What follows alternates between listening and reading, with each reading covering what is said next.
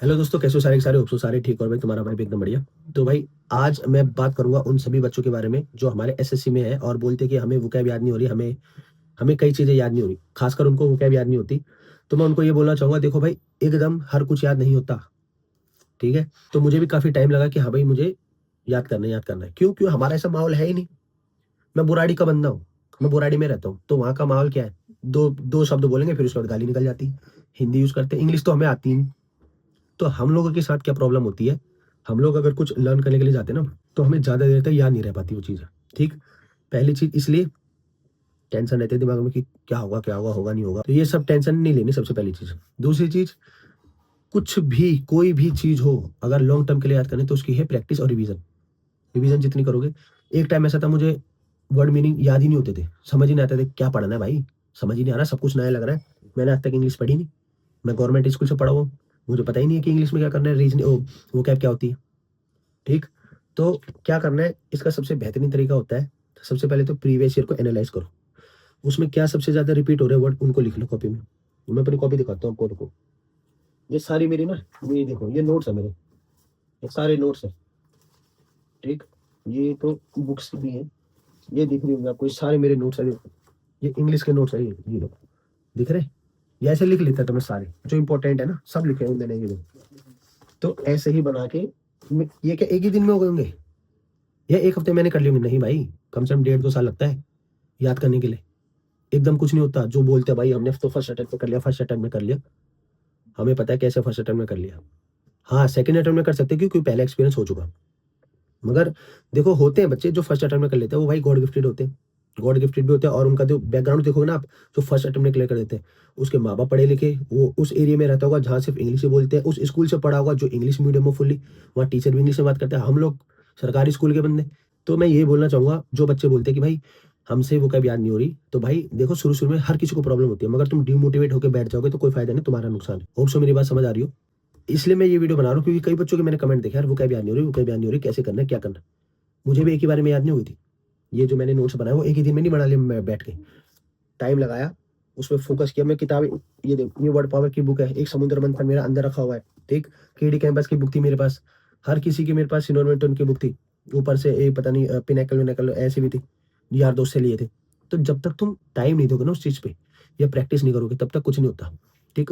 बोलते हैं लोग कि भाई करने वाले कर देते, करने वाले कर देते, भाई हम जैसे नहीं कर पाते, जिनका ना स्कूल ठीक, ना फिर जो एरिया वो ठीक, यार दोस्त ठीक नहीं। समझ रहे हो मेरी बात को? तो डिमोटिवेट होने की जरूरत नहीं है, हो जाएगा भाई। तो आप लोग ये बोलो ना बार बार कि भाई नहीं हो रहा, याद नहीं हो रहा, याद नहीं हो रहा, इसलिए मैं ये वीडियो बना रहा हूँ। एकदम नहीं होता। जो मैं तुम्हें एक टारगेट दे रहा हूँ ना, 50 सिनोनिम पढ़ने हैं, 50 एंटोनिम पढ़ने हैं, वो मैं जानबूझ के दे रहा हूँ। मुझे पता है तुम 25 ही कर पाओ, मैं जानबूझ के तुम्हें 50 दे रहा हूँ, ताकि आप लोग 50 के चक्कर में तुम 25-30 कर लो याद। अगर मैं तुम्हें पहली 25 बोलूंगा तो तुम 10 करोगे, क्यों? दिमाग में जोर पड़ेगा ही नहीं कि करना है, हमने तो टारगेट दे रखा भाई ने। तो मैं कुछ सोच समझ के कर रहा हूँ, आप अच्छाई के लिए कर रहा हूँ। ठीक है? तो मेरा यही है बोलने का मतलब, कि एकदम नहीं होगा।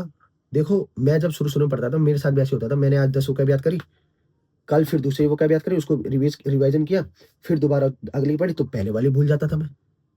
ये सबके साथ हो, ये नेचर है, भूलना नेचर है, नेचर में ही है, सब भूलते हैं।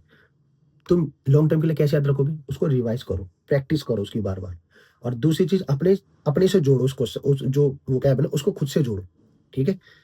अगर तुम खुद से जोड़ते हो ना, तो तुम फेमिलियर हो जाते हो उस वर्ड से रिलेटेड, कि हाँ भाई ये हमारे लिए फेमिलियर है, मतलब ये हमारी लाइफ से जुड़ा हुआ है। तो और दूसरी चीज होता है ट्रिक्स।